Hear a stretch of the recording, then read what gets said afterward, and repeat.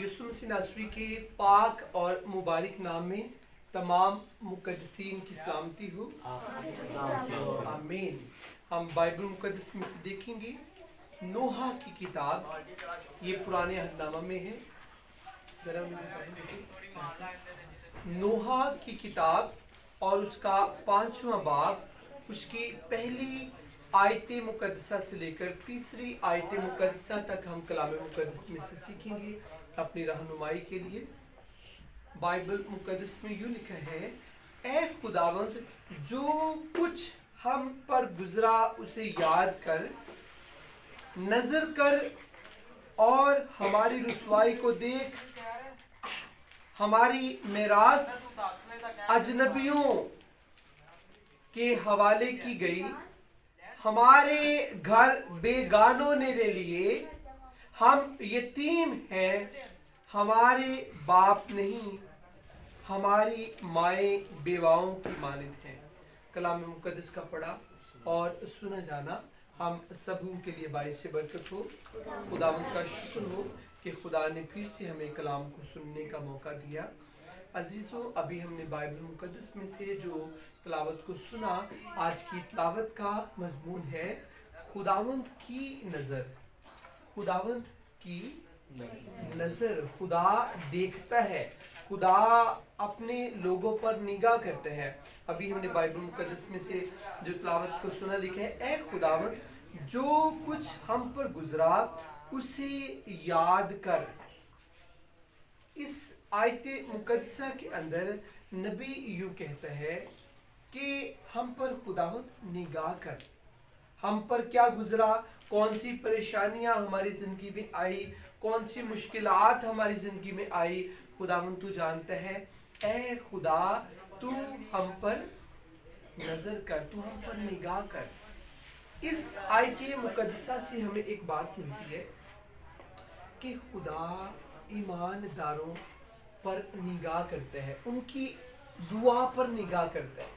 کئی دفعہ ہم سوچتے ہیں کہ شاید ہماری پریشانی خدا سے چھپی ہوئی ہے، خدا نگاہ نہیں کر رہا، خدا نظر نہیں کر رہا، ہمارے بگڑے کام ٹھیک نہیں ہو رہے، ہمارے کام رکے ہوئے ہیں، پینڈنگ جا چکے ہیں، ہماری پریشانیاں ابھی تک چل رہی ہیں، کہاں پر خدا ہے؟ لیکن عزیزو، خدا مقدسین کی دعاؤں کو سنتا ہے۔ خدا نہ صرف دعا سنتا ہے بلکہ ایمانداروں کی دعاؤں کا خدا جواب بھی دیتا ہے، لیکن تب جب ہم خدا میں مضبوط رہتے ہیں۔ جو شخص مضبوط نہیں رہتا، خدا اسے پسند نہیں کرتا۔ خدا وفادار لوگوں کو پسند کرتا ہے۔ اس آیت مقدسہ میں یہ لکھا ہے، اے خداوند جو کچھ ہم پر گزرا اسے یاد کر۔ تو بھولنا، خداوند ہماری پریشانیوں کو، کس طرح ہم پستے رہے، پریشان رہے، نظر کر اور ہماری رسوائی کو دیکھ۔ ہماری میراث اجنبیوں کے حوالہ کی گئی، ہمارے گھر بیگانوں نے لے لیے، ہم یتیم ہیں۔ یہ جو الفاظ ہم دعاؤں میں بولتے ہیں خدا تک پہنچتے ہیں، لیکن تب جب ہم ایمان کے ساتھ دعا کرتے ہیں، جب ہم ایمان سے اپنے منہ سے لفظ نکالتے ہیں۔ کئی دفعہ ہم دعا کر تو رہے ہوتے ہیں لیکن ہمارے اندر ایمان نہیں ہوتا کہ پتہ نہیں ایسا ہونا کہ نہیں ہونا، ہمارے اندر اعتقاد نہیں ہوتا، بھروسہ نہیں ہوتا۔ لیکن جو صادق لوگ ہیں ان کی دعا ایمان سے بھری ہوتی ہے، صادقوں کی دعاؤں سے ایمان کی خوشبو آتی ہے اور خدا ان کی دعائیں سنتا ہے، خدا ان کی دعاؤں پر نگاہ کرتا ہے۔ عزیزو، اس بات کو ہمیشہ اپنے دل میں رکھیں۔ آپ کیسے بھی ہیں، آپ کے حالات کیسے بھی ہیں، آپ کی پریشانیاں کتنی بھی زیادہ ہیں، خدا سب کچھ جانتا ہے۔ لیکن ضرورت ہے کہ ہم بھی دعا کریں، رحم کی اپیل کریں، خدا سے کہیں۔ اگر خاموش ہو جائیں گے تو ہمارے مسئلے حل نہیں ہوں گے۔ ہم نے خاموش نہیں ہونا، خدا میں ہم نے کام کرنا ہے، خدا میں ہم نے چلنا ہے اور خدا سے کہتے رہنا ہے، تھکنا نہیں ہے۔ بے شمار لوگ دنیا میں ایسے پائے گئے ہیں جو مسیح کے ساتھ تھے لیکن تھک چکے، थकने की वजह से उनकी बरकतें जाती रही। लेकिन जो शख्स थकता नहीं है, वफादार रहता है, हालात कैसे भी हो, तो एक वक्त आता है खुदा उसे बरकत देता है, उसके हालात चेंज हो जाते हैं, उसकी ज़िंदगी के अंदर फिर से बहारें आती हैं, उसकी रुकी हुई बरकतों को खुदा बहाल करता है। लेकिन जो शख्स चिड़चिड़ापन जिसके अंदर आ जाता है, जो शख्स चिड़चिड़ेपन का शिकार हो जाता है, उसकी बरकतें जाती रहती हैं। ये बड़ा ज़रूरी है हम अपनी ज़िंदगी पर गौर करें। नोहा की किताब को जब भी मैं पढ़ता हूँ तो मैं ये देखता हूँ कि अपना रोना बनी इसराइल कौम खुदा के हुजूर पेश करती है, अपनी सिसकियों को दुआ में खुदा के हुजूर लेकर आती है। बनी इसराइल कौम, नबी भी, मुकद्दसीन भी अपनी आहोजारी को दुआ के अंदर लेकर आते हैं और खुदा को दिखाते हैं, अपनी प्रॉब्लम्स को, अपनी परेशानियों को खुदा को बताते हैं। आज हम क्यों बरकत नहीं पाते? क्योंकि हमने अपनी परेशानियों को खुदा को बताना छोड़ दिया है। हम खुदा को बताते नहीं हैं, हम अपनी प्रॉब्लम्स को खुदा को बताते नहीं हैं, हम अपनी परेशानियों को दुआ में रखते नहीं हैं। परेशान तो हैं हम, लेकिन हम अपनी परेशानियों को अपनी ज़िंदगी में लिए रखते हैं, बोलते नहीं हैं, चलाते नहीं हैं, पुकारते नहीं हैं, आंसू नहीं बहाते। क्या कभी आपने आंसुओं से दुआ की? जी, छोटे बच्चे भी यहाँ पर मौजूद है, सारे ज़रा तवज्जो करें। कभी किसी ने रोकर दुआ की हो? हाथ खड़ा करेंगे। आंसुओं से अपने टीयर्स को हमने बाप को दिखाया, और ये एक ऐसी दुआ है जो खुदा को काम करने पर मजबूर करती है। जब हम आंसू बहाते हैं तो आपको पता है कि आंसू जो इंसानी आंख से आंसू निकलता है, उसमें जो पानी हमें फील होता है, हम साफ करते हैं, वो सिर्फ 10% होता है। वो पानी जो है, जो आइज से निकलता है, वो 10% होता है। 90% उसके अंदर जज्बात पाए जाते हैं, और उन जज्बात को खुदा फोकस करता है। आप किसी शख्स के पास जाते हैं, अपनी परेशानी से बताते हैं, और अपनी प्रॉब्लम बताते बताते अगर आप रो पड़ेंगे तो वो शख्स आपकी तरफ प्रॉपर तवज्जो करेगा, उसका सारा फोकस आपकी तरफ हो जाएगा। उसकी रीज़न क्या है कि आपके जो आंसू निकले, उनके अंदर जो जज्बात हैं वो नेक्स्ट पर्सन के दिल को हिट करते हैं। जो आपके सामने शख्स बैठा होता है या खड़ा है, उससे वो जज्बात छूते हैं, लोग मुतासिर होते हैं, आपकी बात सुनते हैं और आपकी बात की तरफ ध्यान देते हैं। इसी तरह जब आप और मैं, हम अपने आंसू खुदा के हुजूर बहाते हैं, तो खुदा भी हमारे आंसुओं पर निगाह करते हैं। और बाइबल मुकद्दस में लिखा है कि ईमानदारों के जो आंसू हैं वो खुदा कभी भी ज़मीन पर गिरने नहीं देता, बल्कि खुदा अपने हाथों पर ले लेता है और उसे मशकीज़ा के अंदर खुदा जमा करता है। इसलिए ईमानदारों की सिसकियाँ और सादिकों के आंसू बड़े कीमती हैं खुदा के लिए। तो आज हम नोहा की किताब में से सीख रहे थे। नोहा की किताब, उसका 5वां बाब, उसकी पहली हमने 3 वर्सेस की तिलावत को अभी हमने सुना है कि कहा जा रहा है कि ऐ खुदावंद, जो कुछ हम पर गुजरा उसे याद कर।